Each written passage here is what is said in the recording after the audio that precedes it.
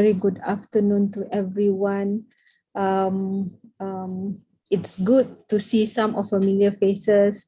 Thank you, Dr. Ghazali, on behalf of UMKT for having a dual CME talk that we can not only learn, as Dr. Rahmat was saying, but probably sharing experience for future collaboration. Yeah. So as mentioned by Dr. Rahmat, I will be sharing, not learning actually, not giving you how to learn, but actually sharing what I have gained in the knowledge of radiation and how it is related to public health. And we can see, some of you may say, hey, this is something new for me, which is a glimpse. And at the same time, looking at opportunity for future learning, right? So let me share my screen. Right. Are you able to see my screen? Yes, sir. Yes, Doctor. Good. All right.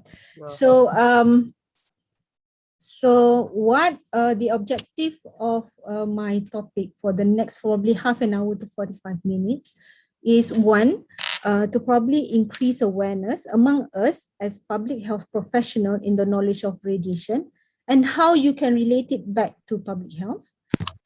At the same time, some may say that the knowledge of radiation, and especially in nuclear science technology, is not easy to get, right? So this is where I would like to share and inform us as educators on the potential training and opportunities that we can gain. And based on these two, we can think of potential research collaboration between the two universities. The content of my presentation is going to cover this. I'll start with a little bit of introduction.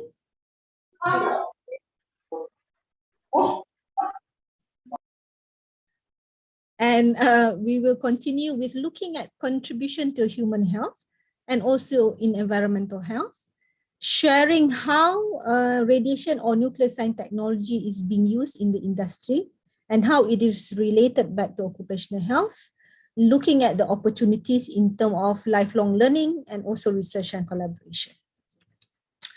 Now let's brainstorm a little bit among us so that, you know, the afternoon time of Jumaat, you don't get that sleepy, right, Dr. Vita? So just a brainstorm. What do you think about this question? As a public health professional, how do you rate yourself on the topic of radiation? The first thing is, if you talk about the literacy, it's on the knowledge. So how do you score your knowledge on radiation?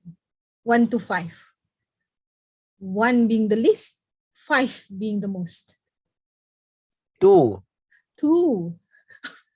Dr. Faiz is saying 2. What about others? What do you think? I thought you had class with me, Faiz. Yeah, but still unsatisfactory. All right, good. Okay, what do you think? According to what I have experienced before, when I was doing my master's specialty for the past 4 years in the early 2000s, radiation is not much discussed. And therefore, the application into public health was not much explored. Yeah. And at the same time, you can ask yourself, how's your attitude towards radiation? Are you pro, against, or neutral? Now, the attitude will be built on the knowledge that you have in looking at the particular topic, particular area at a more balanced manner. Yeah. And last but not least, having knowledge, having attitude, do you have certain skills that you need in the field of radiation that you can contribute into the subject matter of public health? So having said that, we can assess whether we need extra training, extra knowledge on trying to grasp this particular field.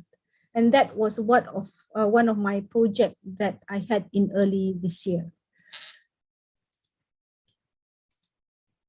Right. And last but not least, the question is radiation a part of public health concern? What do you think about it? In Indonesia, is radiation part of public health concern?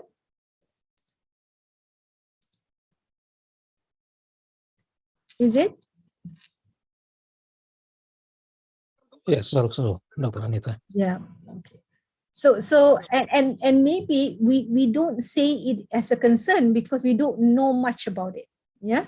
When you don't know much about it, then how are we to say that it's a concern or not? So therefore, having the knowledge will be able for us to do our prioritization in which area, aspect of public health that we want to concentrate. Right. Do you know this particular guy? As public health professional, we should know this particular person.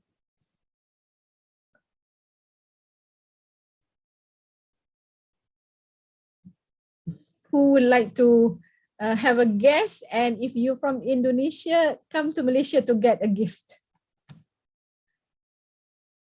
So this is a very significant man in the field of public health. Have you heard the name of Professor Charles Edward Amory Winslow? So he was the one who came up with this particular definition that looks into the science and arts of preventing disease, prolonging life, and promoting physical and mental health. Now, a lot of what he was trying to say, if you look into the current context, would be achievable to certain techniques using nuclear science. Yeah, to certain technique using radiation. And that's why I am trying to relate back the technology towards public health. And I will share with you some of the examples. And therefore, it is highly time for us to know about this particular topic. Now, as I've said before, there's enormous benefit of using nuclear technology, either for human health and for many other aspects. For example, agriculture, you're talking about climate and all that. However, one of the lacking side was that we don't have the resources, or we don't have the complete resources in terms of technology and also in terms of human resources. And that's why in certain countries, you can see they are advancing very fast, but in certain countries, they are at a slower pace. And if you look into some of the countries which are developed, they are even using this technique as basic routine. Whereas for certain country, in the developing country, it may be used for highly diagnostic purposes because of the scarce resources. Right?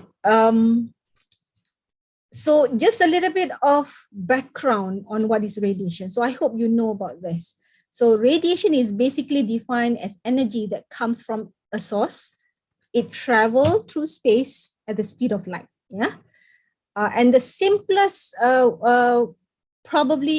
analogy that I can share with you is that if you have a fire and in front of the fire, you can feel the heat, even though you can't see the fire coming to your hand, right? So that is basically the analogy of talking about radiation, where the heat from the source of wood that is being burned is being transmitted towards the air molecule. Therefore, it vibrates and transmits the energy so that you can feel the heat. So that is basically what you call as radiation. And it arrives to us as human beings in the form of waves or particles, which is in atomic. Yeah. And it might be able to penetrate a certain substance, or it might not be able to penetrate, depending on the energy itself. Right. Now, for radiation, we know that it can be divided into two types, which is your ionizing radiation and your non-ionizing radiation. Your non-ionizing radiation are basically categorized when it has long wave spectrum or large frequency. Yeah?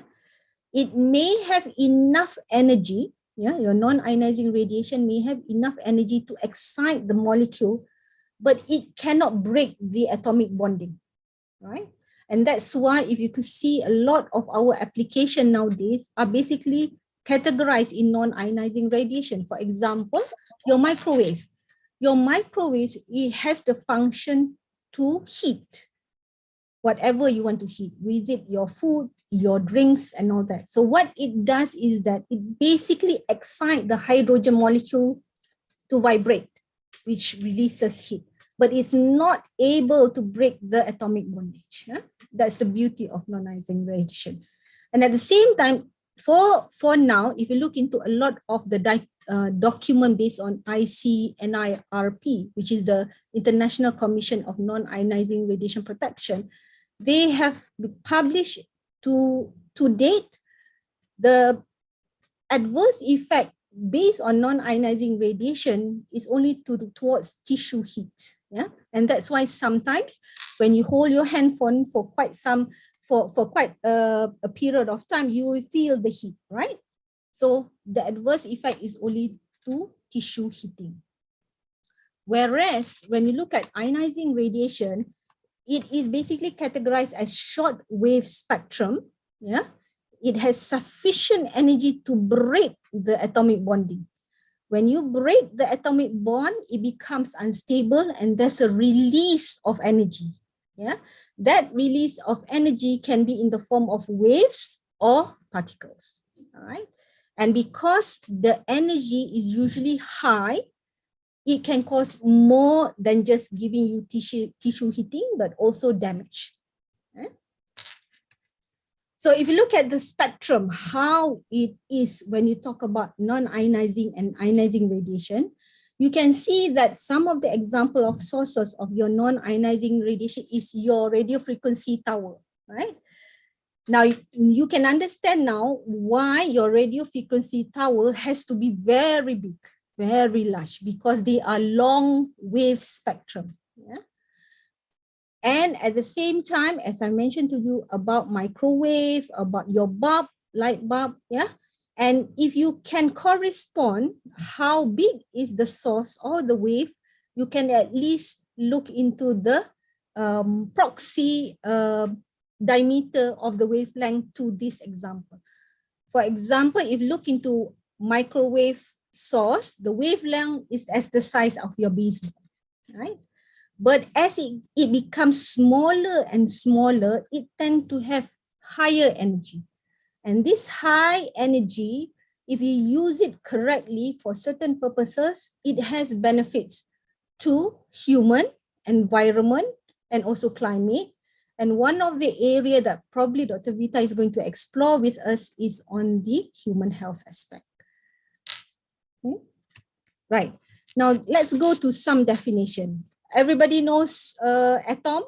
Hopefully, everybody remember whether you learn your physics or your chemistry as far as 30 years back, I presume. Yeah. Right. So you can see that definition of atom is basically it's the smallest unit that retain the property of an element. So what is element? Remember back how you remember all these periodic table element. Yeah. And based on certain element, you can see that the atoms in terms of the electron and the proton are equal number.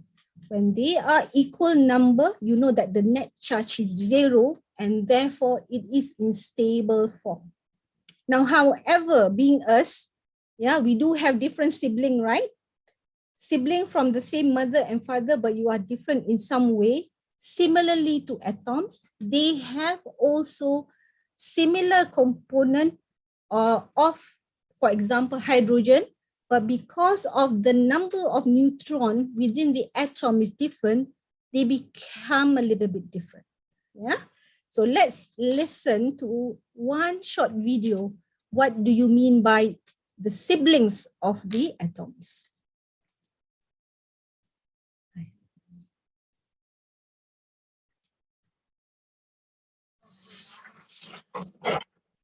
If you want to ace your paper, download Grammarly. Are you? Can you hear? We cannot see the video. Oh, okay. Oh, okay. Stop sharing. All right. Okay. Can you see? Now, okay. Everything we see Can you hear? Yes. is Okay. made of atoms. But Let me what can just- these? Okay. Everything we see is made of atoms. But what can these tiny particles tell us about the big, wide world? Quite a lot, actually. Techniques looking at different types of atoms help uncover important clues about things. Just as a fingerprint can identify a person, studying atoms can help trace the origin of water, objects, and food. So, what is an isotope? You may have heard of elements like carbon and oxygen. Atoms of the same element share chemical properties, but they can vary in mass depending on the number of neutrons. These atom varieties are called isotopes. For example, carbon is an element with different isotopes. Most isotopes occurring in nature are stable. This means they don't emit radiation. How does it work? With special machines, scientists can separate isotopes based on weight and count their amounts and proportions. This reveals a unique identity or isotopic signature, which can help determine where food was produced, the source and quality of water. It can even help find the right amount of fertilizer to use for crops. Stable isotope techniques are used to detect food fraud, improve agriculture, and better manage natural resources.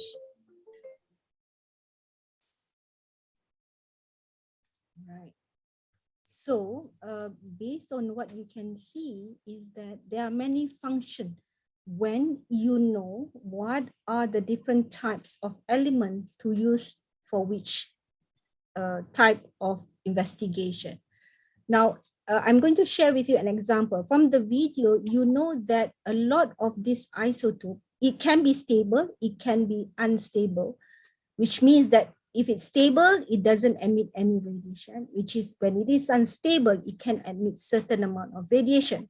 So for the stable isotope, it is being much used for the three examples that was given, which was about food, agriculture, and also climate. But in human health, it also has certain function and it can relate to certain subject within the public health area. I will share with you later. Now, okay, can you see this slide? All right. So if you look into radiation, are we exposed to radiation? Yes, we are exposed to radiation. If you look into the simplest thing is that where you are now, do you have any sources that is giving you some radiation? Of course, you can't see the radiation, but we are every day being exposed. If we go to certain geographical location, for example, in Malaysia, in Kuantan, which is the center states within Semenanjung, there has been measurement at looking at the background radiation, which is about 0.12 microsievert. There is a calculation and measurement to see the level, right? And if you know what is the permissible exposure level for any human population is 1 millisievert, right? So you can see that we are being exposed every day to radiation. And because of this, for example, like smoking, yeah, the ingredient to produce a smoke comes from your plant, right? So some plant, if you plot it in the soil itself has few essential elements that will be absorbed in the plant, which is basically in your periodic table of elements just now. You have your carbon, hydrogen, oxygen, and nitrogen. And these are basically the compound that can give certain amount of radiation. Yeah. And at the same time, if you are into globalization and travel, yeah, flying also from the extraterrestrial exposure will give you certain amount of radiation. And therefore, you cannot say that you are not being exposed to any radiation. But fortunately, the body has ability, should any cell be damaged to a certain extent, it has its natural killing and healing processes. Yeah, you have your apoptosis to kill damaged cell, and at the same time, you regenerate new cell. That is the basic cycle of any livings. Yeah. Now, if you look into non-ionizing radiation use, everybody today is being exposed to non-ionizing radiation. You are watching this CME talk, you are using the technology, and therefore for the next 2 hours, you're going to be exposed to certain amount. But remember what I said, the earlier part, non-ionizing radiation is only giving you the energy which comes from the effect of vibrating water molecule which heats, yeah, but it doesn't break the atomic bonding. And therefore, to date, at this moment, it is said to be safe until further research says it is not. So look into this particular diagram. Do you have it at your home? Do you have it in your office? Do you have it elsewhere? Definitely you have it, right? Now, let's look at some of the example how radiation, or you call it as nuclear technology, can contribute to health. If you look into literature, a lot of the stable isotope, remember the element, and according to each element, they have certain different siblings, which you call as isotopes. So some of the stable isotope has been used in assessing and evaluating this type of research. For example, breastfeeding practice. Are you in the know that this is being done where they use stable water, which they call as deuterium, and they give the mother the water to drink, and then they will monitor the child's breastfeeding intake, which is being excreted to the child's urine and also saliva to monitor at least the 6-month period of exclusive breastfeeding. Now, what happened was that in a study in Morocco that wanted to look into the rate of exclusive breastfeeding was because that they had a very drastic drop between 1992 and 2006. Yeah, more than I think more than half drop from 62% to 50%. So what they did was that they started developing training courses among the healthcare professionals so that they can translate it to the mother and promote breastfeeding. So they had two arms, one which was looking at the questionnaire, and at the same time they look at the use of stable isotope. And they found that in comparison, when the mother answered the questionnaire, the exclusive breastfeeding rate was 27%. But when they look at the urine of the stable isotope of the infant, it was only 30%. And that should give us an indication that questionnaire has always has its own biasness, yeah, because it's self-reporting. So this is some of the study that you can see not only in Morocco, they are also doing it in Bangladesh and in other countries. Yeah? At the same time, stable isotope is also being used for research that wants to look into the body composition. In looking at energy expenditure and also on assessment of nutrient bioavailability and gut function. So these are the studies that saw the contribution of using nuclear technology to human health. Now, another example is, have you heard about an initiative that has been launched in 2020 that looks into zoonotic diseases? So what they call this program or this initiative is Zodiac, which basically stands for a mnemonic of zoonotic disease integrated action. Yeah, and what this particular initiative aims is to strengthen the preparedness and response capability to country to deal with zoonotic disease. And I'm sure zoonotic disease is a hot topic also in public health. Now, using certain nuclear technology based on the isotope again, basically we can trace the origin of the pathogen that causes zoonotic diseases, as well as identifying the host, be it in the animal as reservoir or carrier, and also to the extent to the human. And at the same time, technology can be used to discover normal pathogens, yeah, monitor their genetic drift, as what you can see with COVID-19. If you look into COVID-19 genetic drift, is very, very wide and the possible mutation that it has. And it also serves as a basis because you have the information about the pathogen, about the genetic differences, the mutation, the reservoir, carrier. Tests can be used in proportionate to come up with any vaccination. Yeah. So these are the things that we can see from nuclear technology, and to a certain extent, the use of radiation can contribute to human health, which is very much related to public health. Another contribution is that do we know that I'm sure everybody knows about RT-PCR.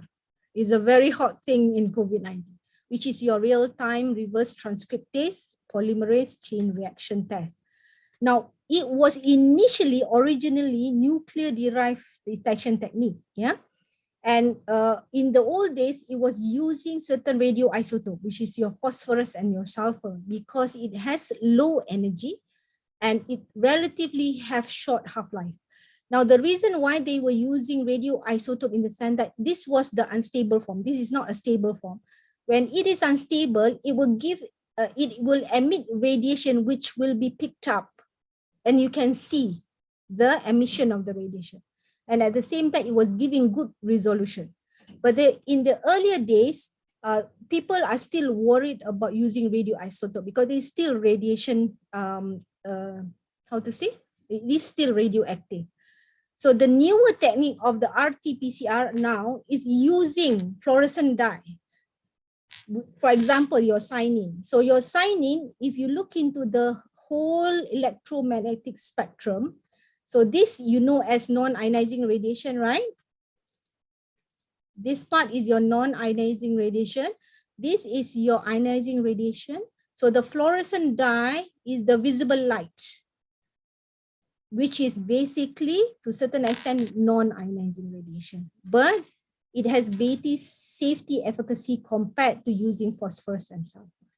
And the technique right now is basically using this. But it originally evolved from using radioisotope phosphorus and also sulfur. So that's how contribution of nuclear technology towards human health. Now, another initiative that we can see is if you look into the prevalence of cancer, yeah, the country that has highest survival trend would be the developed country. For example, US, Canada, Australia, New Zealand, Finland, Norway, and Sweden. So what does it tell you? What does it tell you? It tells us in the sense that it has certain technology that is able to detect cancer at an early stage. And if you look into the predicted 5-year survival rate for breast cancer, why it has the highest survival trend, for example, Australia and US, the predicted 5-year survival rate for breast cancer is up to 90%. But if you compare to developing country, for example, South Africa is only 40%. We know that for cancer survival, it is multifactorial, but we know that one of it is delayed in diagnosis and treatment. So under another initiative comes the Race of Hope, Cancer for All. So this initiative, which was also launched, was aiming to support low middle income country in enhancing their capability. So enhancing their capability in better diagnosis, better staging, and treat cancer at an early level, as well as support global research and education towards cancer. And this, if you look into the alignment with our SDG, goes under the target of SDG 3.4, which is to reduce premature mortality from non-communicable diseases. So that's how we can see the contribution of certain technology towards human health. Now, what about in the industry in relation to occupational health? You cannot deny that certain countries are using nuclear energy as part of the country economy. Yeah, and if you look into some of the picture that I can show you on the left-hand side corner, this is a normal nuclear reactor for electrical consumption, electrical production. But with current technology, the reactor is becoming smaller and smaller. And they have even developed a micro reactor, which is more portable and more mobile. In the sense that if you go to remote area where you have issue with electricity supply, it can always access. So imagine having this, I'm not proposing, but imagine having this for certain remote area in Malaysia, for example, in Sabah, yeah, that you can have and give access to people to electricity. Yeah. So these are the technology that is developing. It is being tested to see in terms of its safety and benefit use. And if you look into another smaller technology is your radioisotope thermal generator. This is basically just like your reactor, but very, I guess, in the size of your handbags, yeah, lightweight. It is considered as the nuclear battery, and it is very efficient to be used, for example, in cold country, if you're talking about Siberia, and it is also being used in space, yeah, especially at the USS, and also in certain of your North and South Pole, yeah. So look into the technology with bird's eye view, but gaining a more impartial opinion, attitude, so that you can use it also in the field of public health. Now, in the industry if you look into the record for Malaysia, I'm not sure in Indonesia, probably Dr. Vita can share later. In Malaysia, as of 2019, we have at least 1,300 registered licensee that is using radiation, ionizing radiation. And one of the technology is to measure the thinness of your metals. Yeah. They are using it as moisture density gauge because they wanted to see what's the moisture content of the soil. In medical purposes, we have about nearly 10,000 radiation apparatus being used. So you can see the number of apparatus compared to industry and medicine is about 1 to 4. And that's why we as public health professionals needs to have the knowledge on radiation, because it is commonly being used right now. And the more so it's going to be used in the future because the technology is advancing. Another another way they are looking at using radiation right now is as part of your disinfectant and also sterilization. Yeah, they are comparing the technology between the non-ionizing radiation and the ionizing radiation, and study is still ongoing to see whether it is safe to be used for human consumption. One of the things that came out during the COVID, because when COVID-19 was labeled as airborne, as airborne transmission, a lot of companies tried to come up, how do you want to manage the air? Right?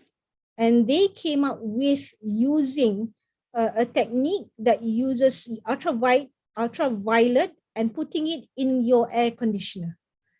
By putting it in the air conditioner, you can basically disinfect every time the air is being recycled. Yeah. So these are the things that they are going towards the future prevention and control, but we'll see how far they are going. Now, if you look into contribution to environmental health, especially if you are looking at certain vector-borne diseases, then, and you know that environmental health is basically a branch under the public health, which is concerned with monitoring or mitigating those factors in the environment that affects human and health disease. So we have vector-borne diseases in both countries because we more or less share the same climate. We have mosquito as being vector for many, many diseases. In certain countries, they are looking at CC fly as giving you, what is the name of the disease if you are being infected with CC fly? Anybody remember? Anybody remember?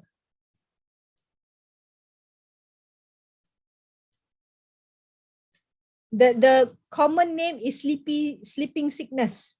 What do you call as the scientific name of the disease? You probably want to check it. Now, these vectors are basically very fragile insect, yeah. And in terms of certain rights of the animals, they are proposing now to use sterile insect technique. And one of the technique to sterile, you know that we can use a lot of technique, but one of it is using radiation, where you have separation between the male and the female vector, and you start sterilizing the male or female, the male. So when they sterile the male insect, and when they mate with the female in the natural environment, the viable of the eggs are no more there. Because we know that certain vector, they are important for certain things. So looking at SIT as part of environmental health, vector-borne disease control can also be adopted and can be used to a certain extent.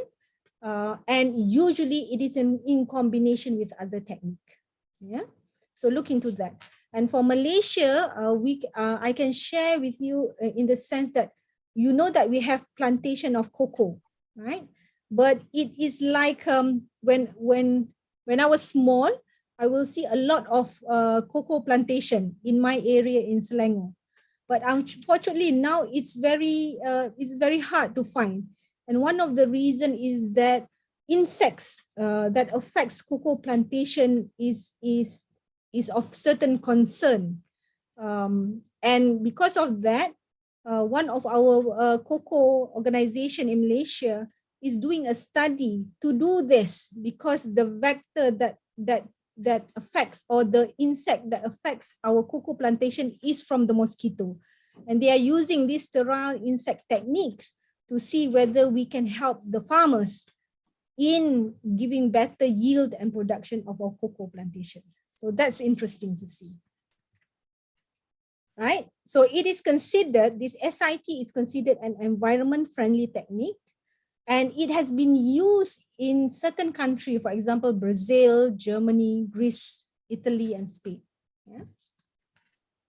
Now, another aspect that I think we should share is when you talk about waste generation. Now, the more concern, if you can see from this graph that was published in 2017, right before COVID, we can see that waste generated is in tons, thousands of tons. Yeah. And if you look into what has been said, is that nowadays the waste of our mask is also piling up. Yeah. And compared to the waste management in terms of incinerator and recycling process, is not picking up very well with the accumulated generation of the waste. So we know that we're going to see more of it if it's not going to be handled properly. So, okay.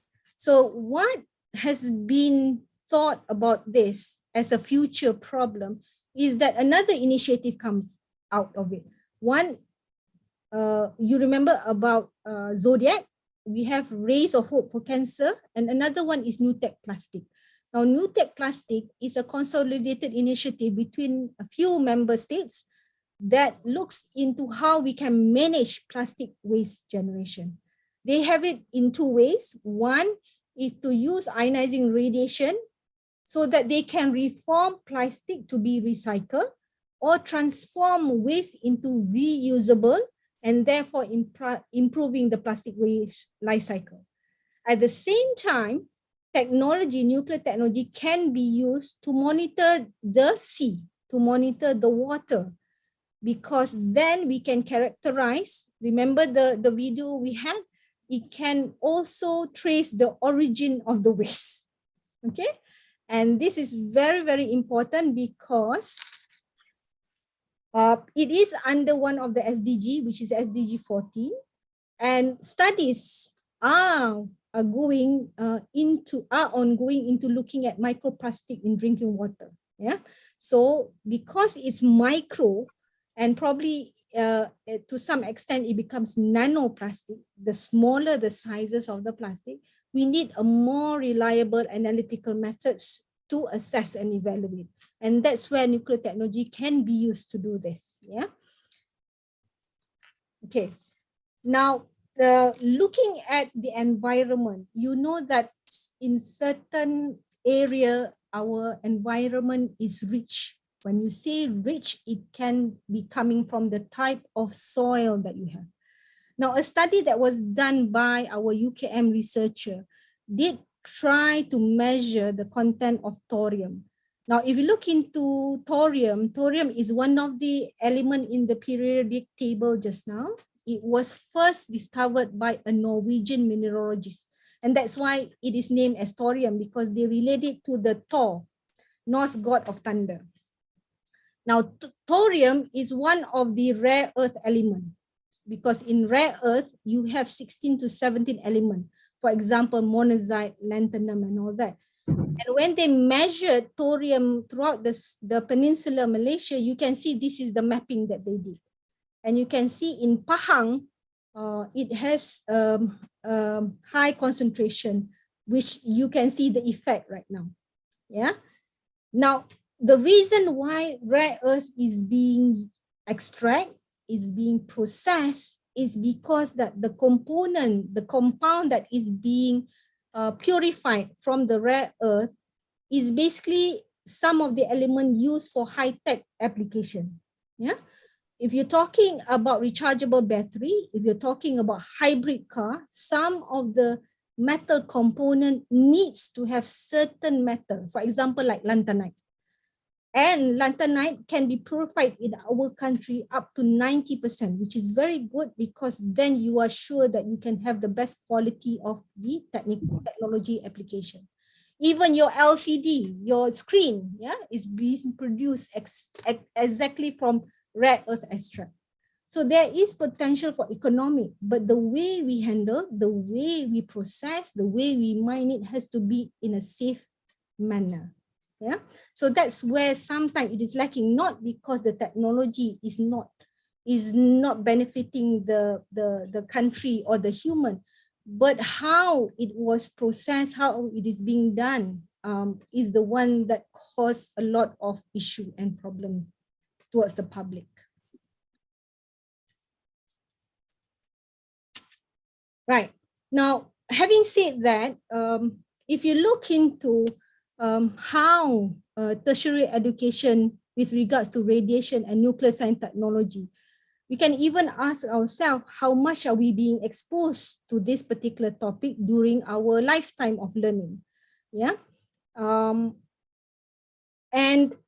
As I've said earlier, when I was doing my master 4 years, radiation was only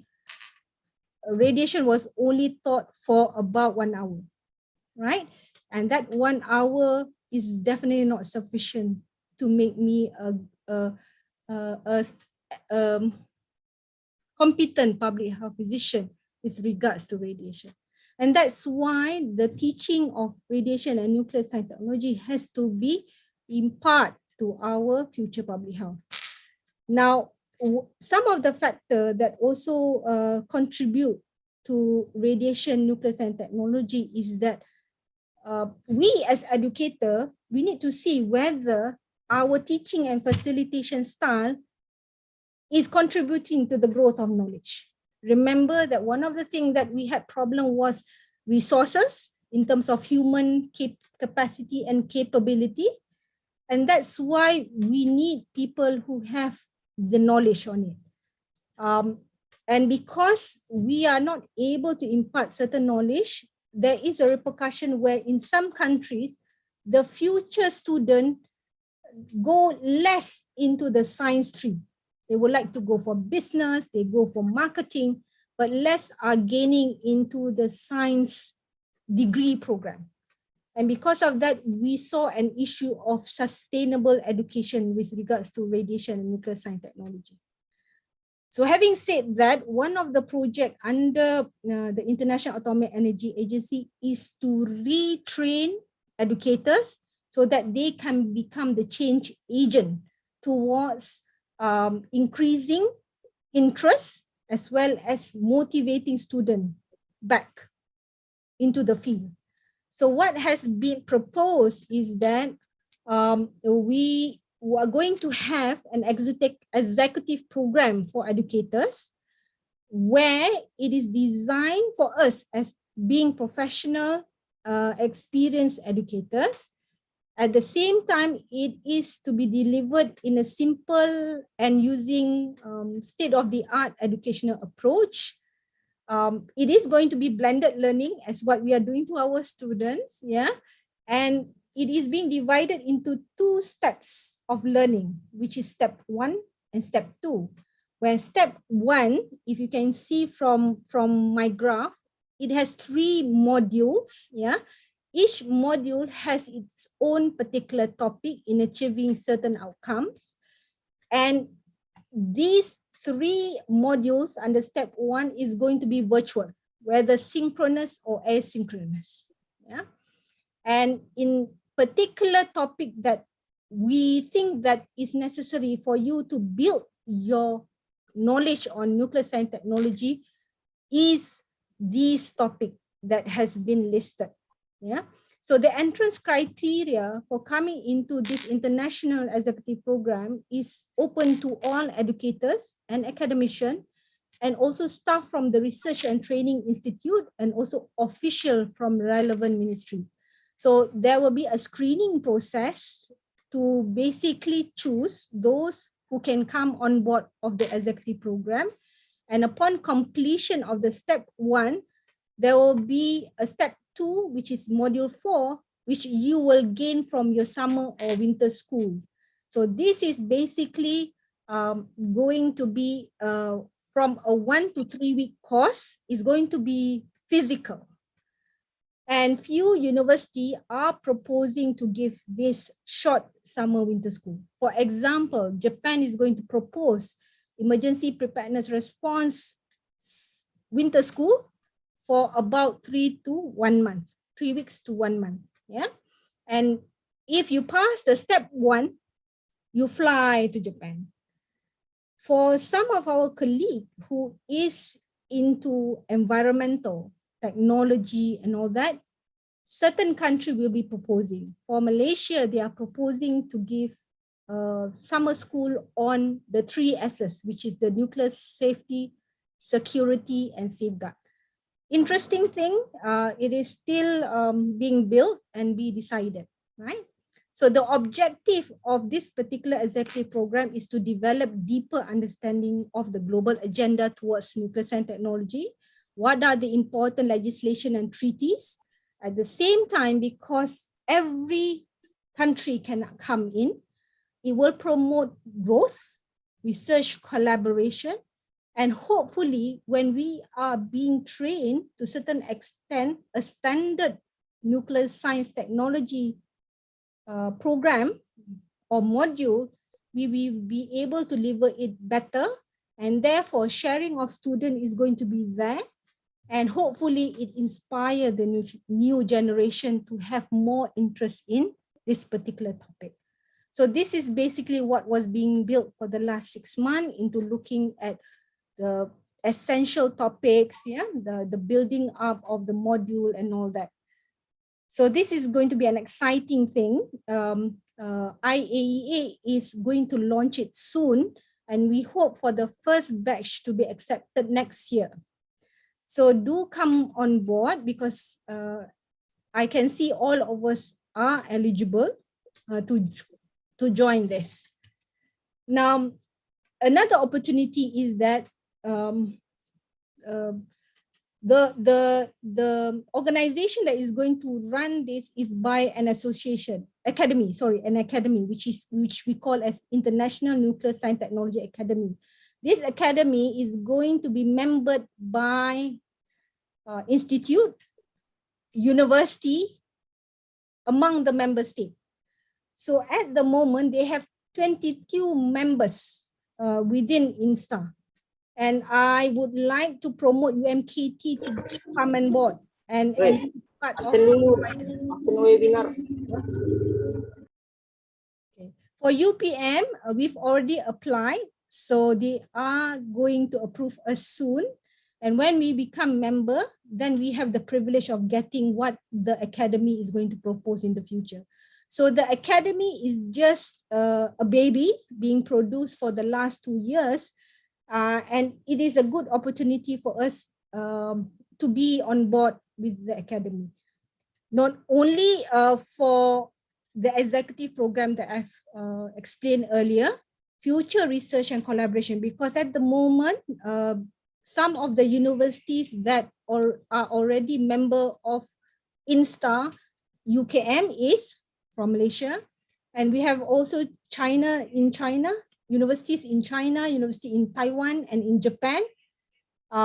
They are already on board, as well as Thailand. So it's going to be good where we can find collaborators, future examiners, as academicians that will tick all the boxes for us to do a lot of collaboration. And at the same time, there is an international competition that our student can join to compete among the countries. And you can go to this particular link to have a view about the new competition that is ongoing for next year. So if you have any question regarding this competition, I will provide it later so that you get more access to it. And when you look into other potential research and collaboration in the field of public health, we can always do radiation application research, radiation protection and safety research, radiation effect research. We can always use our epidemiological triad to be the basis of coming up with ideas on what are the research that is necessary in the field of radiation and nuclear science technology. Right. Just sharing with you some of the non-ionizing radiation that has been done. If you look into some of the European countries, they are looking at the technology of 5G. 5G is yet to come in Malaysia. We have certain area that has already implement 5G, but elsewhere they are looking at the effect of 5G to human health. So you can see some of the studies. Right. So in summary, we are coming to an end. In summary, we know that radiation is everywhere. You cannot stop being exposed to radiation. For the last 1 hour, we've been discussing you are exposed to radiation. But know that in public health, there are a lot of potential use of nuclear technology that gives benefit in many areas. And if we as public health professional is equipped with the right and adequate knowledge, attitude, and practice in this particular field, then the technology can be used in a safely manner. With that, these are my references. Thank you. Back to you, Dr. Rahmat. Okay, thank you, Dr. Anita, for the very interesting and informative sharing actually. So because we have a very limited time, so there's two things that I would like to remind all of you. Number one, please fill in the form of the attendant. So you can go to the chat box and then click the link and then please give your detail for the attendant for today. Number two, regarding the question, I believe you have many questions to Dr. Anita, and I believe there are more questions for Dr. Vita. So I think you can post the question at the chat box, and then we will go together at the end of a presentation. So now we go to the next speaker, Dr. Vita Dr. Vita Paramaningsih is a lecturer in Environmental Health, Faculty of Public Health, Universitas Muhammadiyah Kalimantan Timur. She received her master degree from UGM Yogyakarta in 2010 and subsequently completed her doctorate in 2018. She has involved in various projects and research in environmental sciences. And the topic that she will share today is on nuclear medicine and radiation management. So without further ado, I would like to pass the screen to Dr. Vita. Okay, thank you so much, Dr. Rahmat. Good afternoon, everybody. Prof. Anita and also Dr. Rahmat. And good afternoon also for Dr. Ghazali and all of participants here. I hope you are still enjoy and not sleepy in this afternoon. Excuse me, I would like to share my screen.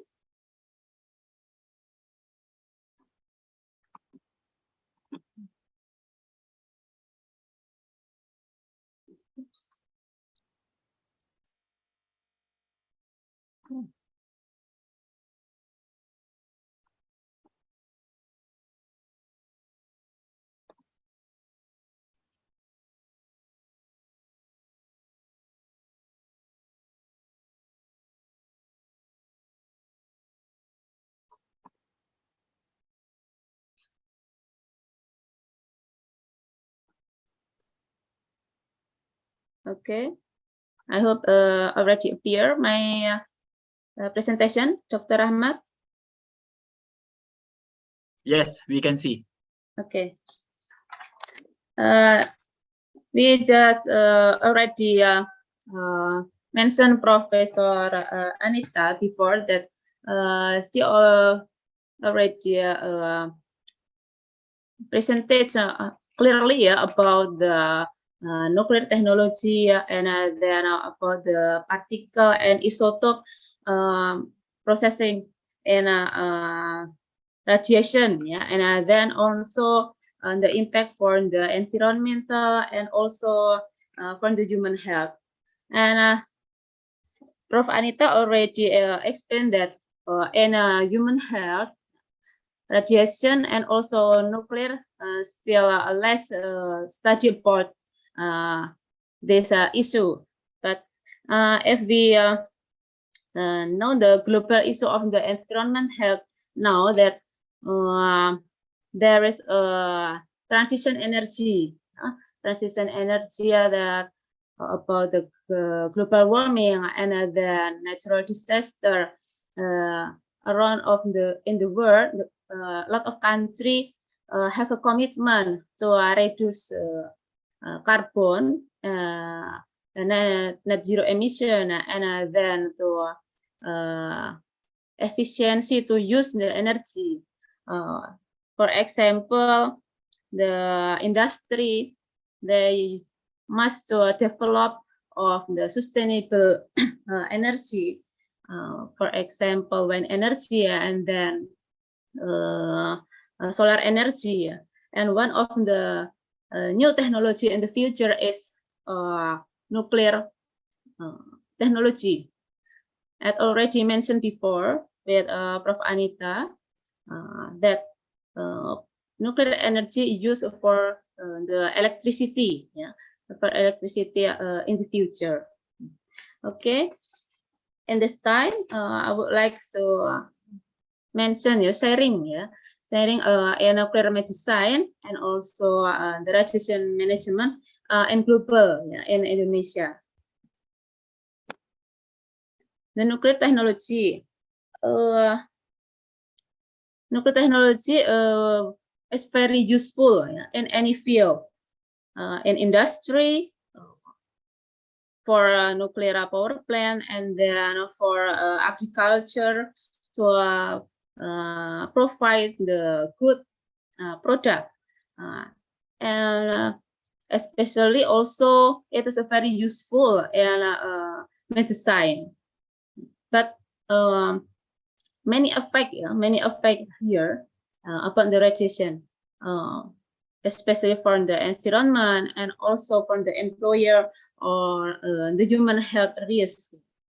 So it's we need management of the impact regarding the radiation of the nuclear technology that already used in industry or in any field.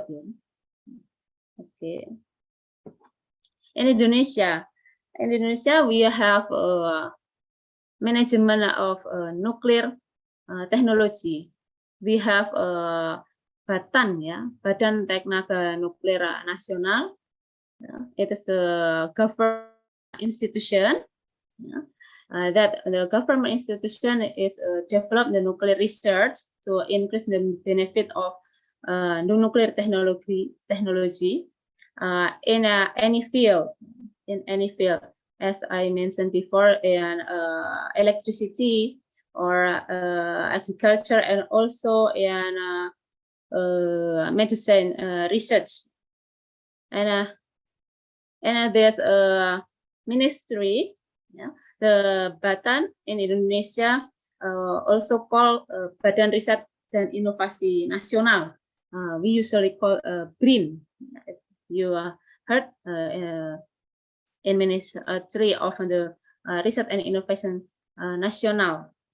So a lot of research developed in there. And the other institution of the government to manage the nuclear management, especially for the exposure of radiation, we have Badan Pengawas Tenaga Nuklir, or the abbreviation Bapeten. It is supervised to minimize the risk of nuclear technology that used in around the Indonesian area. For example, for the installation in a hospital, especially for the nuclear technology, for X-ray, and then for nuclear therapy, and the other is for the industry, that they use nuclear.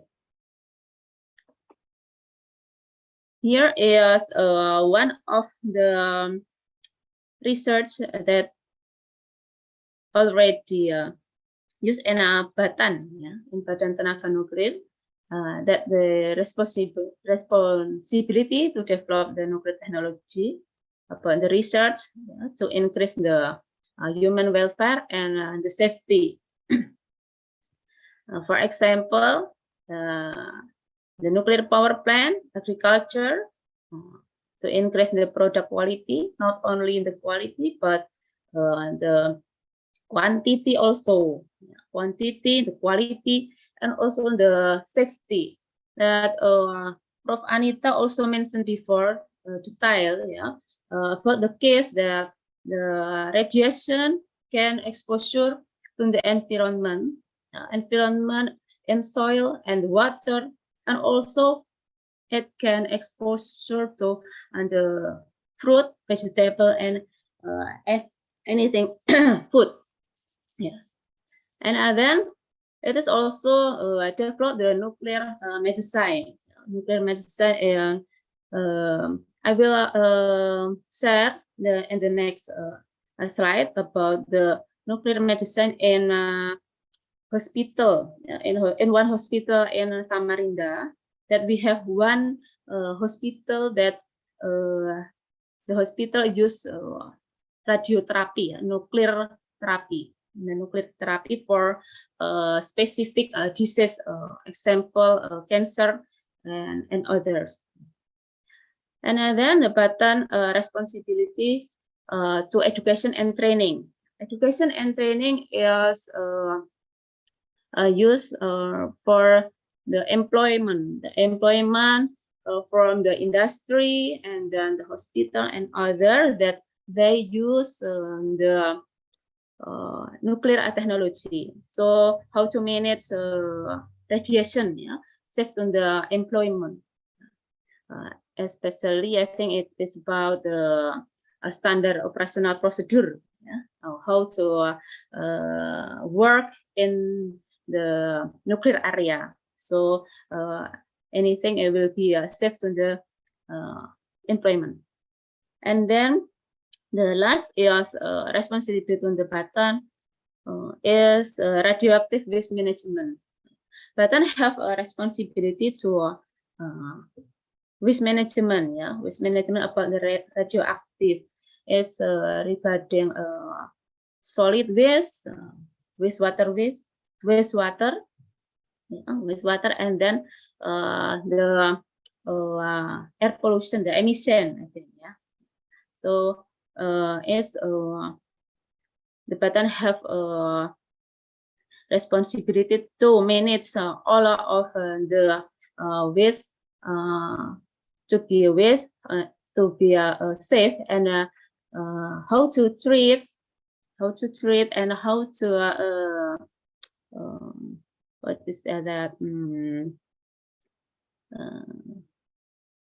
disposal, yeah, disposal standard to the environment.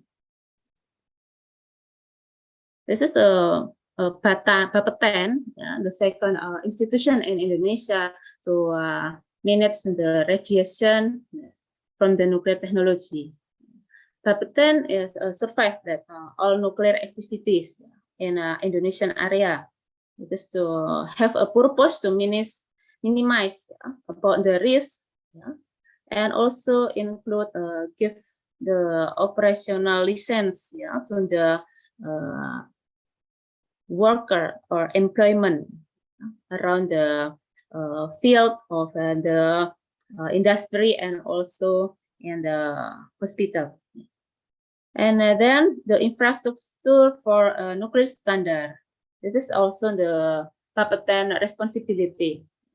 How about the standard about the building, and then how about the standard operational procedure?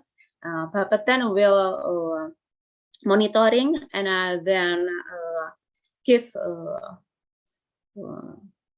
support and also advice how the standard of the building, So if the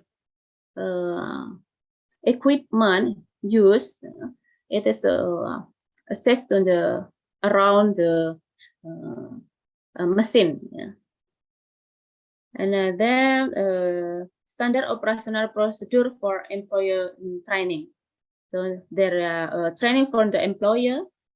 So it is to minimize the risk, especially the risk, health risk, health risk for the employer, and then for the patient, in the case in a hospital. The last is regulation of nuclear activity. So we have regulation of the standard about the exposure of the radiation from the nuclear. So before treat, they must to match with the standard and the regulation of the radioactive. This is a hospital in Samarinda. The name is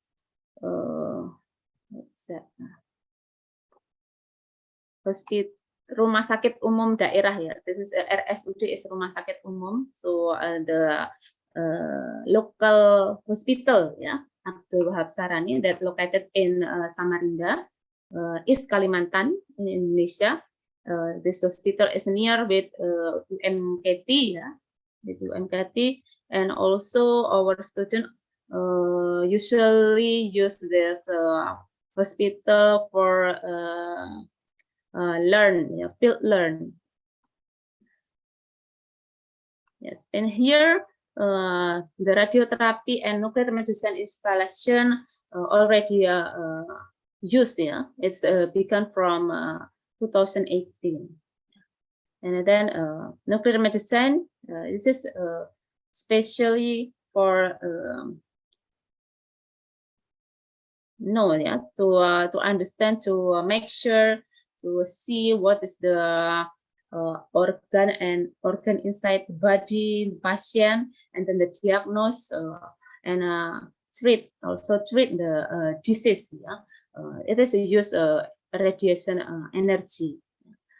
So nuclear energy is very useful, for our life, but it is a need important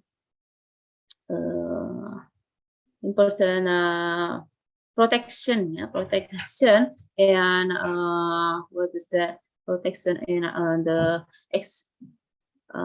radiation. The radioactive drug will be injected to the patient in the low dose, and the radioactive, and then patient will emit radiation that can be detected with gamma camera for the diagnosis the disease.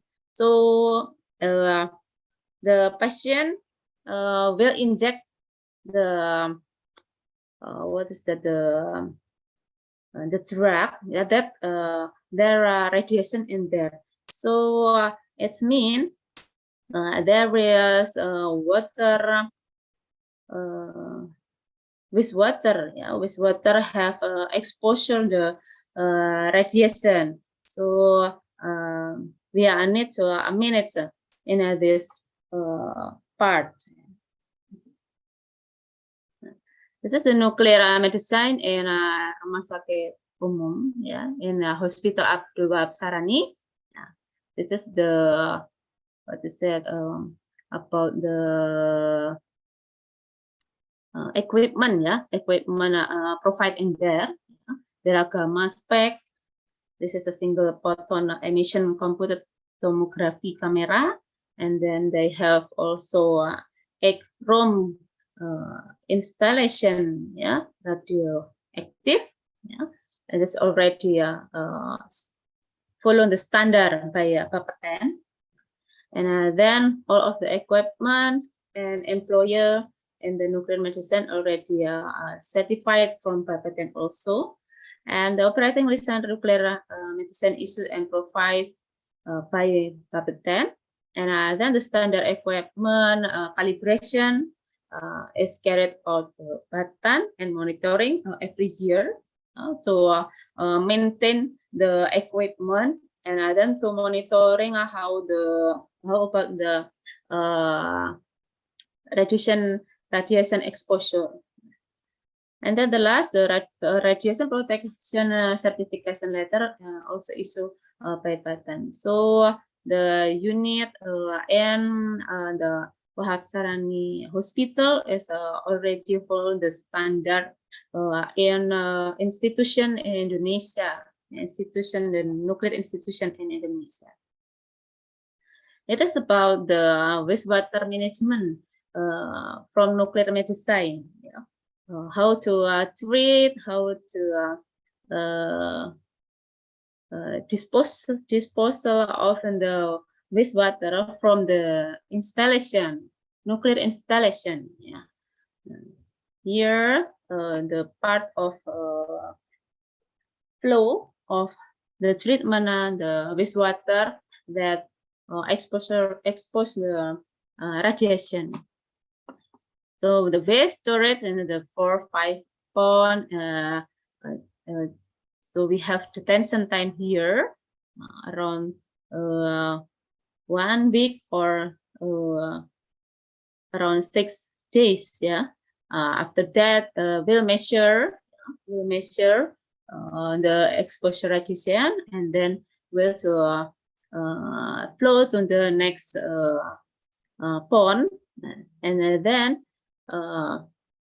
usually measure the radiation exposure from each pond. It is necessary to do because it is very dangerous if to throw to the drainage immediately. Before the storage management in this pond, and then will be through to the wastewater treatment plant installation. But it must be under the standard of radiation exposure. The finally radioactive parameter in Indonesia, especially this is in East Kalimantan, we use the regulation from the government about the radioactive, So we already have a standard about the radioactivities that it is can to brought on the truth on the drainage. That is about the wastewater from the nuclear medicine. And now about the solid waste management from the nuclear medicine. The solid waste is come from linen and also food container, syringe, with needle and pipette and glass. All of the things have contaminant under radiation. Yeah. So they have the radioactive storage in a few days. So we have a detention time to measure the radioactive exposure until meet the standard. So it is have a special treatment. Special treatment is different with the infectious waste, the other infectious waste. So it's also spared with the other waste from the other installation. Yeah. So the radioactive and also nuclear medicine have a special or the what is that? The dangers storage, yeah, to keep the waste for a few days, yeah, until the exposure radioactive follow the standard, and then we'll through to the next disposal follow together with the other waste. And finally, give the environmental health installation 2 minutes, except for linen delivered to laundry. So in the hospital also have a unit environmental health installation that it has a responsibility to manage the wastewater, solid waste, and also the emission include often the occupation health in there. Yeah. So Professor Anita already mentioned about the many studies in the world about the radiation exposure. Yeah. And also I see in the study about the patient the exposure to the radiology nuclear medicine, then United States that we know here. The highest use what is it, radiotherapy or the radiation exposure is come from the computed tomography, because in nuclear medicine there are many equipment, yeah, that is non-cardiac interventional, cardiac interventional, radiography, and then nuclear medicine, computed tomography. But the highest used in USA based on the study is computed tomography. It is around 2006 and until 2016. Yeah? It is decrease. Yeah, decrease. This is also the percentage, yeah, that the higher percentage that use the radio therapy is CT scan, then use a camera to diagnose the disease, because the nuclear technology is very useful, very useful, but it is also very dangerous, yeah, if we are not follow the management, the standard, and also the operational procedure into in the field that we use. What is that? We use the nuclear technology. Okay, the conclusion: technology advance of the nuclear and radiation technology in health field is very helpful, yes, especially for the specific disease as cancer and tumor and etc. But as we already mentioned before, that we must follow the management and follow the procedure. So it will be safe to the patient and also safe to the the employment. Yeah? And the waste also will be safe, yeah, to the environment. So as many a lot have what's that? A lot impact, yeah, a lot impact on the human health, the radiation to the environment.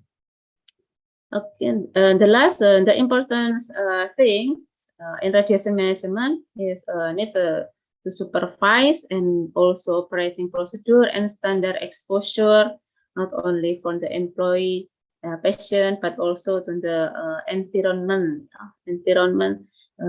As in soil and water, and also in the emission. So the risk to human health will be decreased. Yeah, will be decreased, and everything will be safe. Okay, thank you. Back to Dr. Rahma. Assalamualaikum warahmatullahi wabarakatuh. Okay, thank you so much, Dr. Vita, for the sharing. So now we open for Q&A. We have a lot of time now, actually, so we can discuss during this time, maybe 30 to 40 minutes for Q&A. A lot of things we can discuss, actually, because radiation is something that you cannot see, actually, but radiation is everywhere. And then we learned that from the sharing just now, that even from the Dr. Anita and Dr. Vita, that the application of the radiation actually is very helpful for the human health. And then the application can come from the many form, like a power source, waste management, diagnostic, even for the technologies application, even many more. So now I open for Q&A. Anyone want to ask? You can ask now.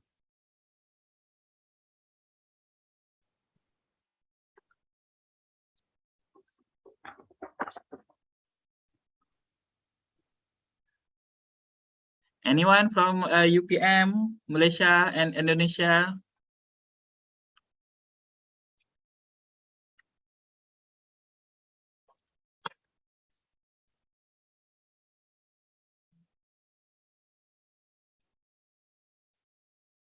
Okay, Dr. Anita, because just now you should have about 1 hour and plus, actually, but sorry for my misunderstanding. So maybe you can add a little bit on your take-home message from your lecture, from your. Thanks, Dr. Rahmat. Thank you, Dr. Vita.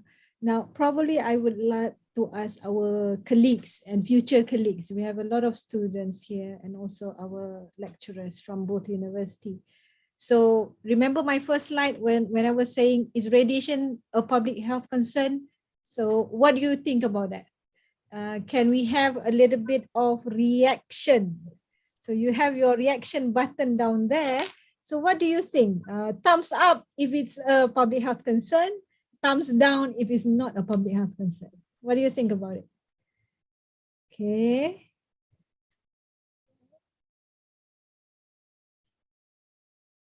What do you think?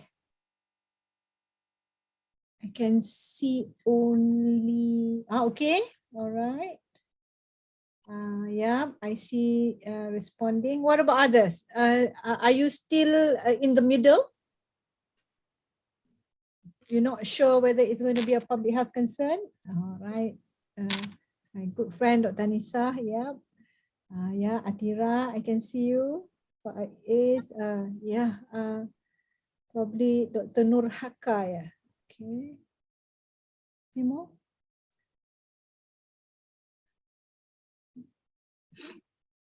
Now, just sharing the experience is that based on what I have gained for the last 7 years has made the department being able to come up with a particular course, which we call as radiation disaster and public health. Now, it is offered at postgrad level, which it is basically trying to impart knowledge what is radiation, how it gives contribution, what are the major health effects, because in disaster, we as medical professional needs to be able to do our medical work. Yeah. So this course has been running for, I think, for about 4 or 5 years. And it is only offered once in a year, which means in either of the semester. And so far, Alhamdulillah, we have at least about 8, 6, 8, and 10 students every time it is being offered. So hopefully, this is part of the sustainability of the education with regards to this particular topic. And we do hope that more of our public health professional is in this topic together with us. Right. Okay, Dr. Ahmad. Okay. So a lot of them still do not consider it's a public health concern. Dr. Vita, more promotion, yeah. Promotion upon the radiation impact, yeah. Because ini Dr. Anita, I think radiation impact is still new, yeah. New. We just heard, yeah. We just heard in this time. So maybe we just know the radiation used in medicine for X-ray and CT scan, but actually nuclear technology is very useful, especially in the future, yeah. That we know the transition energy in the world, that the global issue upon the global warming, and then we must have efficiency energy, and then minimize the carbon. Also, the industry also must to develop the other technology to prepare electricity, yeah, electricity. So what is the one of the technology for the electricity is nuclear technology. So I think it is our challenge, yeah, in the future. What is the impact of the radiation if the country, maybe Indonesia or maybe Malaysia, develop the nuclear technology and electricity. Yeah. So it must have important attention, yeah, about the impact on the human health risk, yeah. As Dr. Anita mentioned before about the how the what is that isotope and the particulate, that source of the radiation, yes, not only from the industry or from the hospital, but also in our home and our life and daily activity. We already exposure about with the radiation. I think that's Prof. Anita. Okay, thank you, Dr. Anita and Dr. Vita. So I think maybe we can a little bit discuss on in terms of we see at our level as a academician as well as the user, but how about the public acceptance and rejection on the radiation? When we call about the radiation, how the reaction of the community in Malaysia and Indonesia. So maybe Dr. Anita, you can maybe share the experience, what happened in Pahang, and then Dr. Vita, maybe you can experience any reaction from the community when you try to, when the government try to introduce something new about radiation in Indonesia. So we can start with Dr. Anita. Now, when you talk about technology, it plays an important role on how people perceive its technology, right? And if you look into technology that uses nuclear science, if it is for the aspect of health, people are more receptive in the sense that they accept, right? And one of the things that I wanted to stress is that if you look into any particular public perception, one of the key players that can change or break people's perception is medical doctor, because medical doctor is always having the most trusted polls, yeah, when it comes to certain issue with regards to health. And that's why it's very important being public health professional, whether it's from the medical or from the science background, that we need to have the right amount of knowledge to give to the public. So if we do not have sufficient knowledge, how are we going to say to the public that this is safe, right?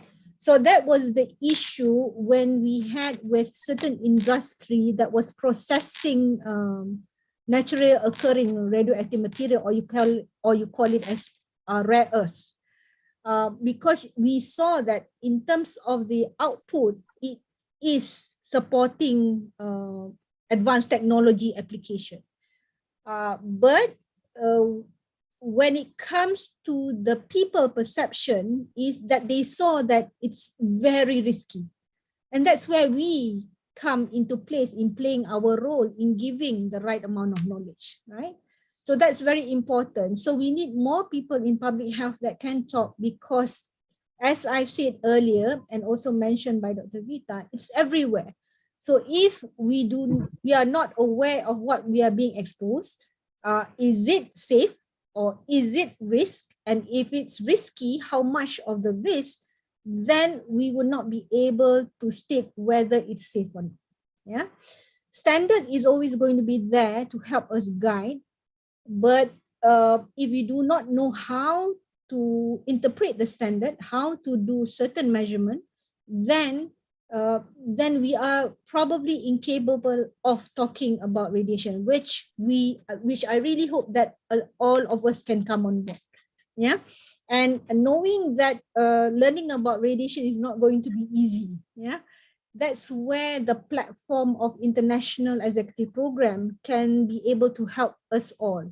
So if there's any announcement, which I will share definitely with all of you, for the schools, yeah, summer winter school, especially for us, please join it when you have the free time. Yeah, Dr. Rahman. Okay, thank you, Dr. Anita. Maybe Dr. Vita want to share any rejection and acceptance, maybe reaction from the community regarding radiation? Okay. I agree with Prof. Anita, yeah. But as in Indonesia case, especially in Kalimantan, yeah, in my life now, yeah, the technology is important, yeah. So like 4G and now it's 5G, yeah. So we can access all of the news, global news and medsos. The young people already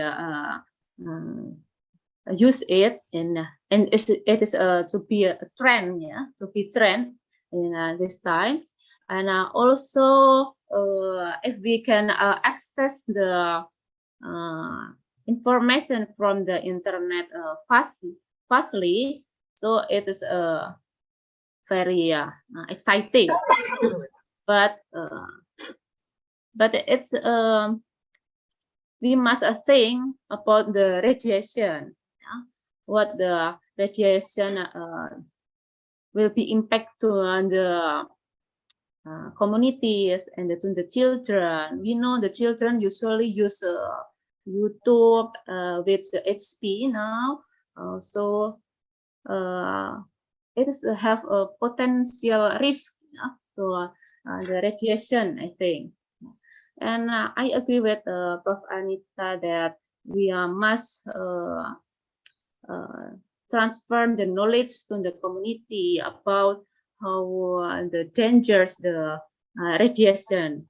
It is, but maybe it is a need the real, what is the real action, what will happen, what the example of the radiation impact on the human health, for example, like that, because the community has many level knowledge, I think, level knowledge that maybe some of the community know about the radiation, but sometimes the community do not understand about what is a radiation, because radiation we cannot see, and we cannot feel, but the impact, there are the impact in the long term, I think. But and then until this time, the case of the impact of radiation still the less study. So the issue, the news about the radiation impact on the human health still less to the community. I think that so we have we must to inform on the what is that, make issue, what is that, make up the issue about the impact the radiation to the human health, maybe in a medsos or that usually access, it usually access with the community, the viral something like that. So it is one of the ways maybe to transfer the information about the impact of the radiation to the community. Okay, thank you, Dr. Ahmad. Okay, thank you, Dr. Vita. So one question from the chat box. So I will summarize the question, basically asking Dr. Anita regarding, is there any surveillance regarding the health effect on the radiation in Malaysia? And then maybe Dr. Vita also can share whether in your country do you have any surveillance system for radiation health effect. So can we start with Dr. Anita? Thank you, Hafiz.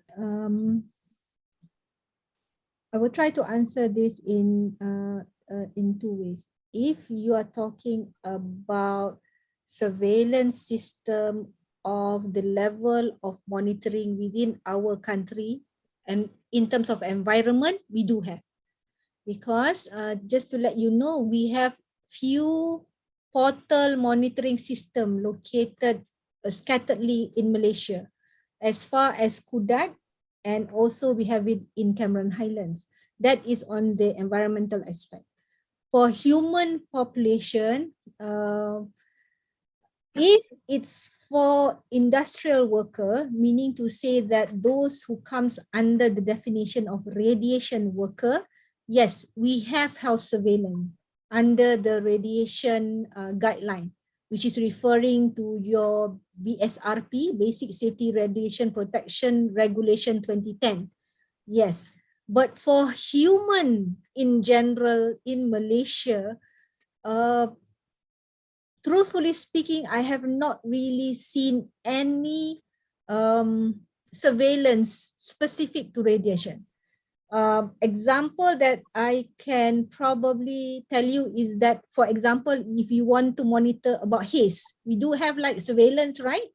Some of the clinical manifestation to be on the lookout if it's related to haze, jerebu kita ya.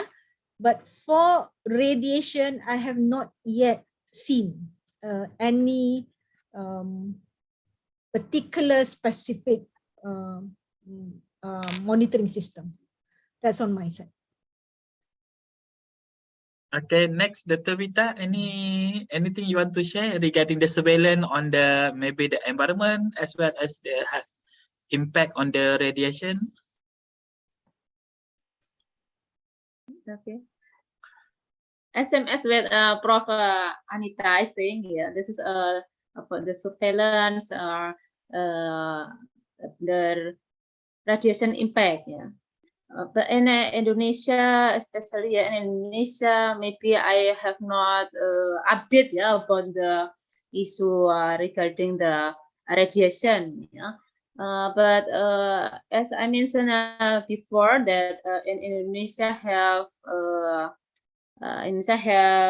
two institutions, and it is 2 minutes, yeah, about and monitoring about the radiation impact that already used in industry or in the hospital. Yeah. But in the community, I have update, yeah, about the information about that. Yeah. Yeah. Okay. Yeah, Dr. Ahmad. Okay, thank you. So now, can I open to the floor? Anyone want to ask any question?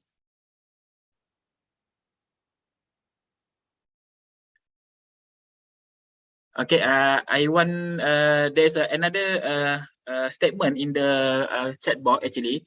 This one actually to support the discussion today. Actually, the health promotion on the radiation should be contact with the academician as well as the health professional.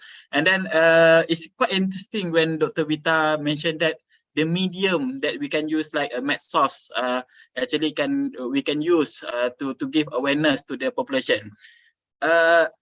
Just maybe we can discuss regarding the function of the influencer, because this influencer might not be from the health professional background, and then this influencer might give a misconception to the public. So maybe we can discuss on how we can control this this influencer regarding the radiation safety in Malaysia and Indonesia. So maybe we can go, Dr. Vita.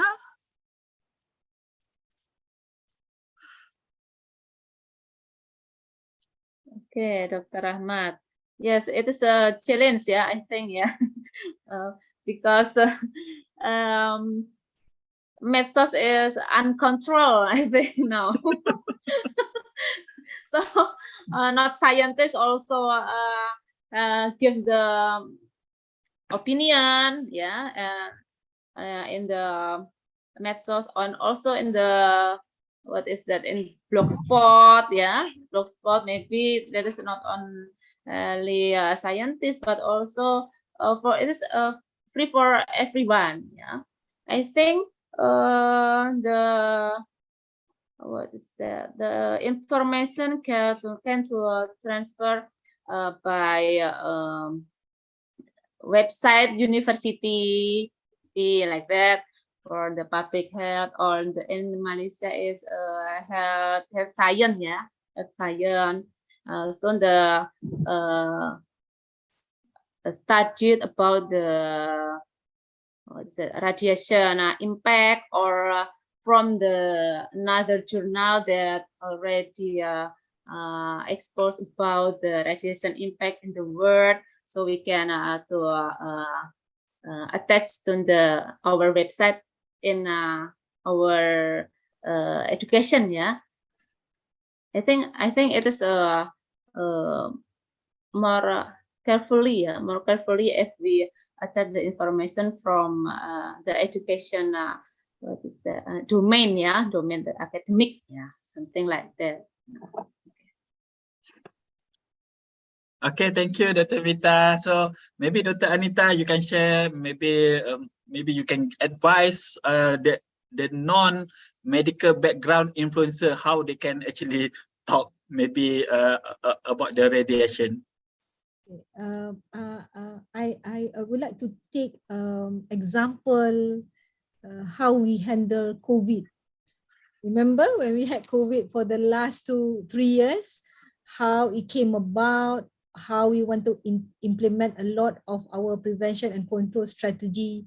We had a lot of medsos, netizen, pro and cons, and on, or on the fence as to whether they want to go for vaccination and all that. I think the same is going to be on radiation.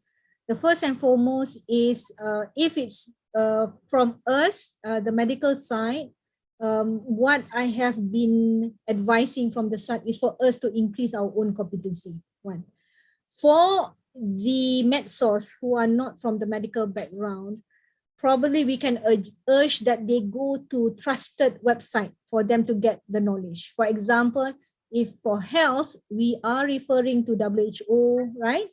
But for radiation, we need to promote, and especially on ionizing radiation, we need to let them go towards looking at evidence-based as portrayed from IAEA, right? You can always follow them in Instagram, website and all that. So when they are going toward certain sources, then we are sure that they are getting the right source.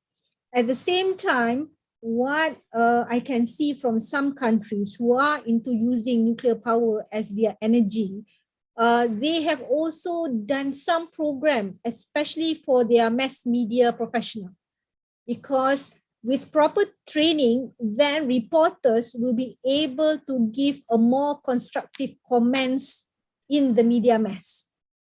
So there are certain trainings among the reporters that I know of, but unfortunately I don't know what's the content, but they are really training reporters from TV, television and all that, the knowledge on radiation, so that if anything happen, they are able to understand, right?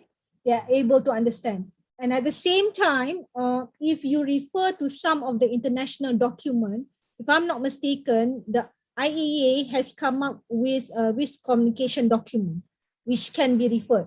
The old version was of 2012, and I think they came up with a latest version. I can't remember whether it's 2019 or 2018. So in that particular module or document, it really talks in depth about risk communication, which we can use so that we can also empower the non-medical, and if we can tackle who are the med source that can be our influencer, not to influence them. No, look, nuclear is good. We have to impart the right knowledge.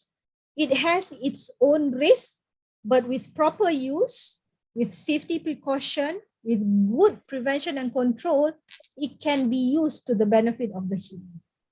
So I can't say much because I'm not a med source influencer. Unfortunate. Yeah. Okay, thank you so much, Dr. Anita, for the sharing, and thank you, so much to Dr. Vita for the sharing. So,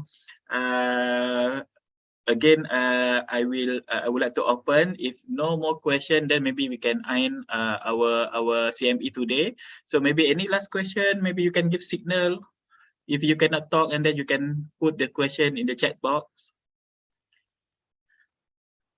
Okay. Okay. Okay. Dr. Nagarajan, do you want to ask anything? Yes, thank you, Dr. Rahmat. Prof. Anita, I would like to ask a question regarding our constant exposure to non-ionizing radiation. Does it really connect to our life, which has shown that, nowadays, compared to the people 20 and 30 years back, the fertility has been reducing in trend up to current years. So does it really plays a role in our life where we are constantly exposed, like phones, laptop, and also at home we have all this TV, microwave, and all.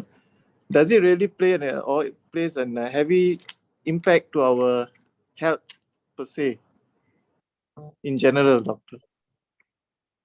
Specifically for fertility. So if you look, Dr. Rajan, thank you for the question. If you look into specific to fertility, there are a few studies that look into exposure at the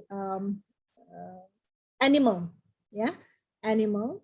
And also, I don't think we have much study towards human, but you can always refer to the list of study that I shared that has been done in Finland, Sweden, and especially the European country. Because of the nature of the type of radiation that I've told earlier, the pathophysiology towards affecting the fertility has not been proven, right? In that particular sense, people may always misinterpret as radiation as ionizing radiation, because ionizing radiation, to a certain extent, if it is being exposed to your reproductive organ, it may affect, because your reproductive organ is a radio-sensitive organ. Yes, it does affect to a certain extent your fertility, but that is ionizing radiation. But non-ionizing radiation, till date, the study have not shown such conclusive evidence. And that's why I said that to date, the study has proven that this adverse side effect is causing heat, not tissue damage. Yeah, but when we say that, you may want to ask me, do we want to stop the study? Okay, no more study needs to be done. No, because we still need ongoing study, because at some point of time, our detection, our diagnostic, our investigation is going to be much more advanced, and therefore we'll be able to monitor over time. Yeah, because we need to also look into the cumulative effect. But to your question, the answer is no.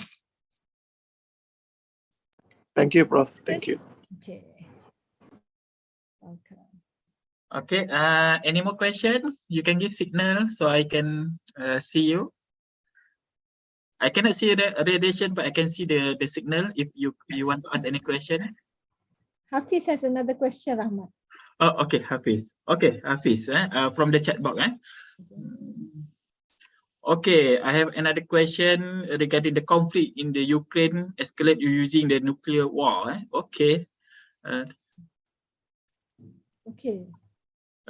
In your knowledge, any experience, how prepared are we to face a nuclear disaster?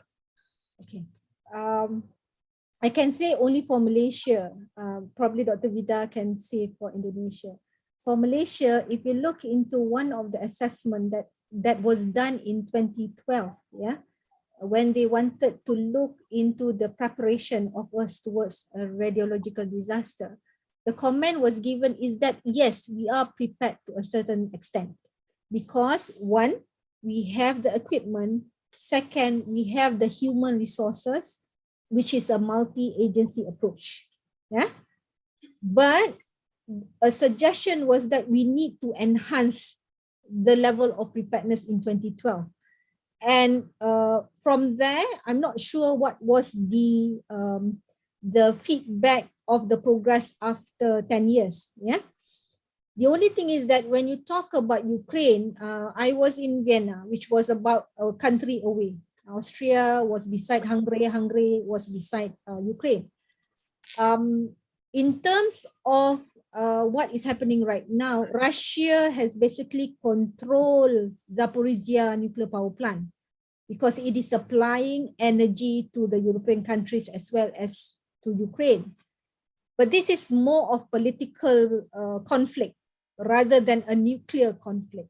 Yeah, and what has been done by the organizational body is that IAEA has been constantly monitoring for any environmental exposure, and also they have regularly visited the nuclear power plant itself.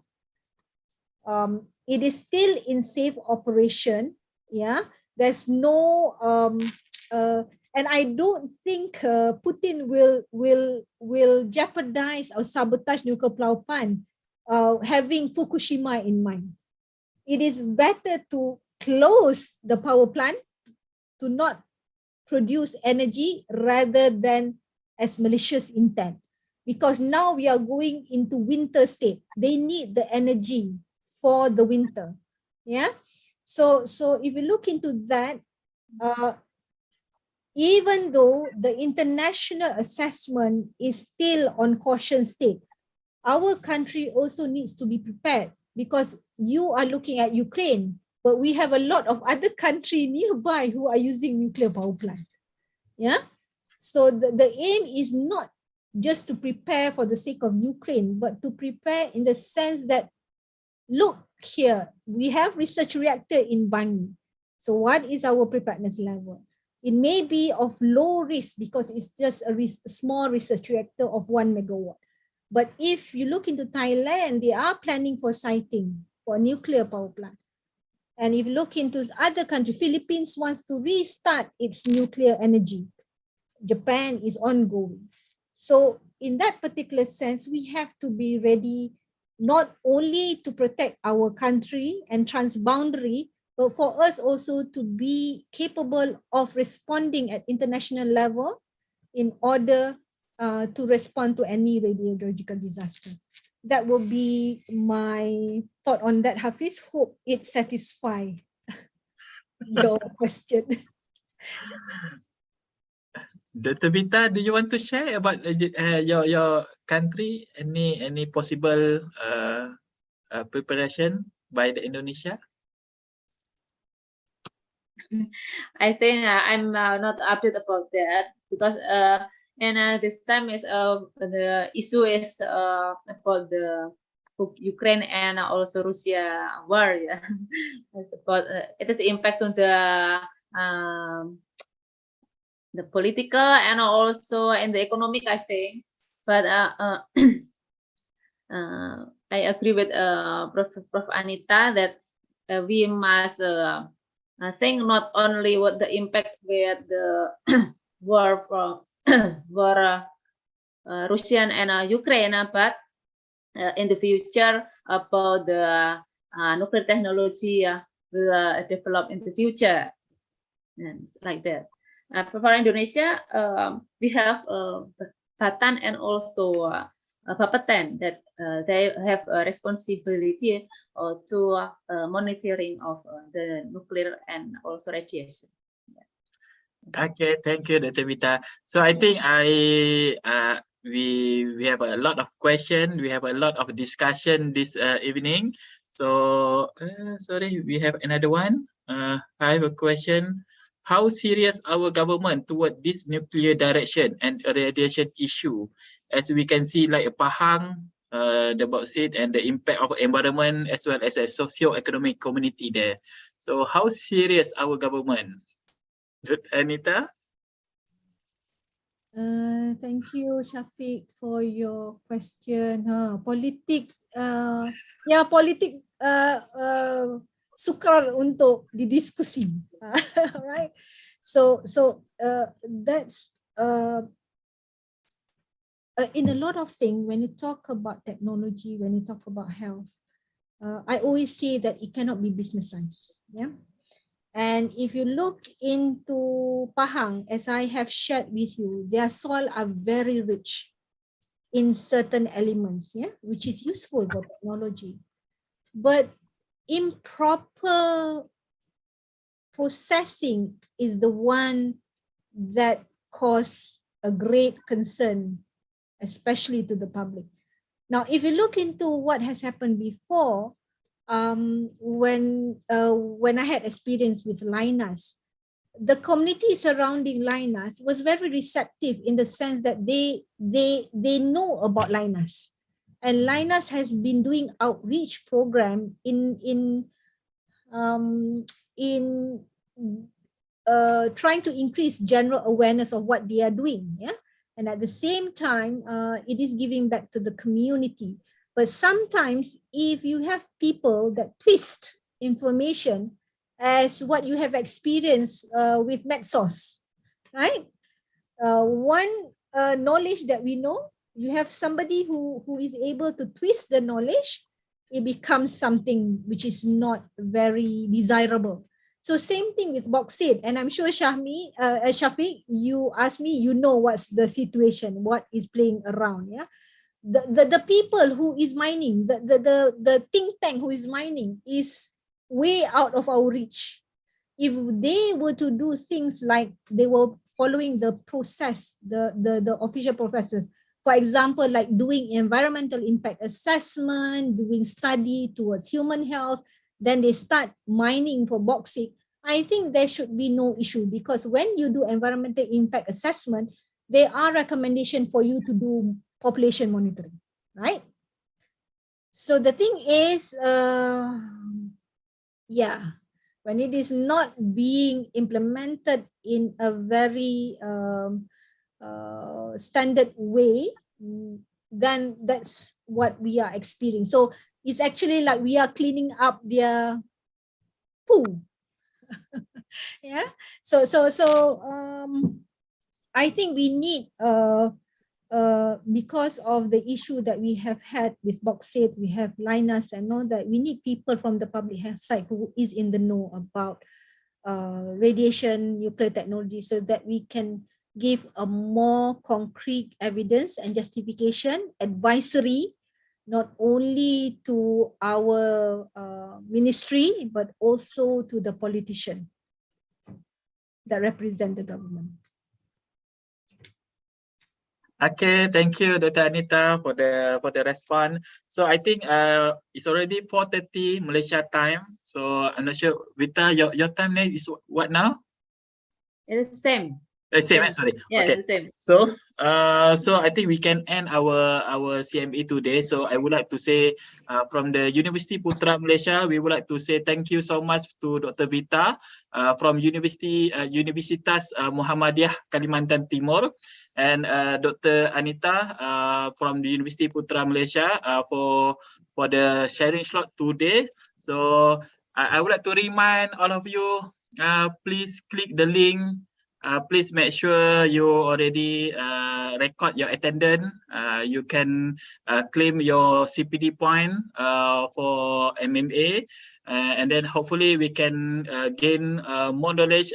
Maybe we can have another part 2 for the radiation in public health later, so we can discuss on that many issues that are still uncertain, and then we can explore actually, and then another thing that actually we still not cover much, actually doing research as a medical student, as a medical at the master level, postgraduate level, what are kind of research that we can do. This one we can explore later. Anyone interested to do some research on radiation can contact Dr. Anita and Dr. Vita. Maybe you can explore the topic on the radiation. So thank you so much.